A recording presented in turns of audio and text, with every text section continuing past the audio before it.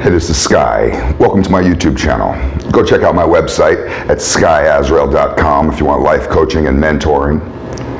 Let's talk a little bit about relationships real quick. Let's talk about commitment. Are you avoiding relationships because you don't want commitment? Some people think that uncommitment is freedom. Do you think that? Do you think that your uncommitment is your freedom? The fact that you're not shacked up with somebody, that you don't have a ball and chain attached to you, that you're free. You're so free because you're single. Do you think that being single is freedom? It's funny when I talk to people about this because there's a lot of people out there that hide their loneliness. And you can kind of see these people, they have fake smiles and they seem to kind of project an air of sadness. Maybe if you're in tune with people's energy, I can catch your energy. And you may be able to fool some people some of the time, but you can't fool everyone. You can't outfox a fox. That's why con men and hustlers, we always give each other a nod. We go for the suckers because we know the game that we're running on each other. And I know the game. I know the game that you're running. I used to play it too. Pretend to be happy. And that's Robin Williams all over again. You know, he committed suicide. Everybody was shocked. He's just a great actor.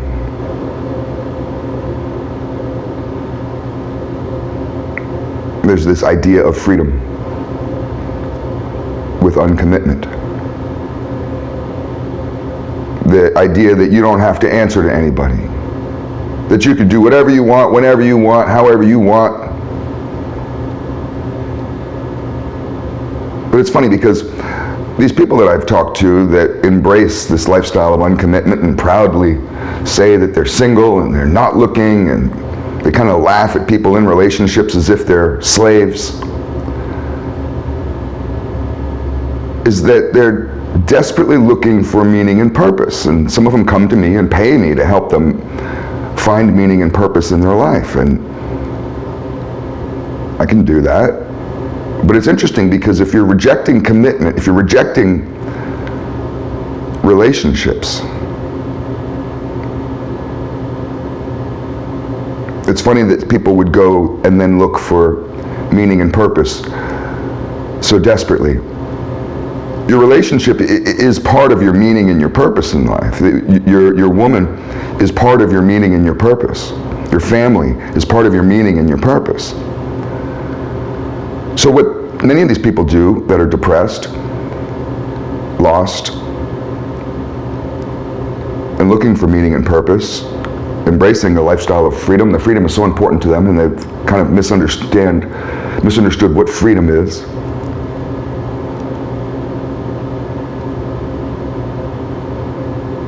They find some kind of purpose or meaning in their life, and I can help them do that. Maybe sometimes we might do a career counseling exercise, and then they find something, and I can help you start a business. Not financially, I'm not going to invest in you, but I can get you on track, business plans and all that. I've started many businesses. Something I love talking about. And I love to inspire people to be entrepreneurial.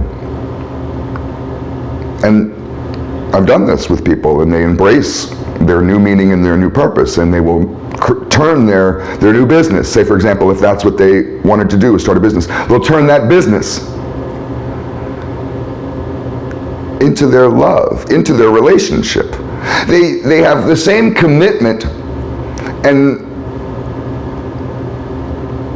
interaction with their purpose as they would a potential lover. And you think, well, what's wrong with that?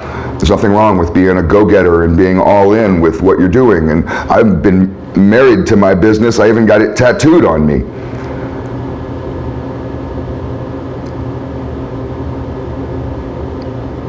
But it's simple to figure out because these people are running from one form of commitment, thinking that it's going to enslave them.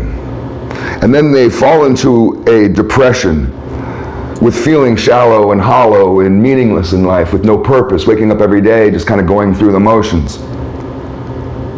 Going to yoga class and just being so self-serving and all these things that you do with your uncommitted lifestyle ends up being very hollow, and you know it, and you look for purpose. People come to me asking me, how can I find purpose?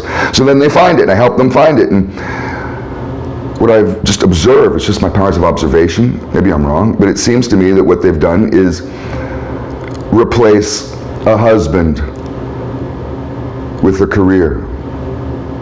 What they desperately needed was commitment. And maybe because they got hurt in the past and something didn't work out with the relationship, they cried. Oh, it felt terrible. Heartbreak is the worst. And they told themselves, well, I'll never go through that again, as a self-defense mechanism, thinking that that was so smart.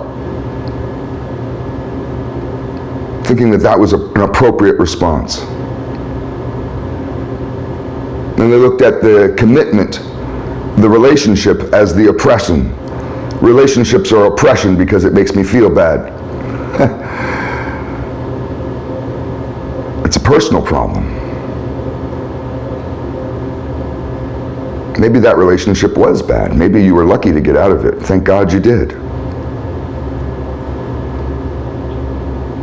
But don't you see that when you live a lifestyle of uncommitment, that you walk around like a zombie? Brains. You just have this insatiable hunger for meaning and purpose.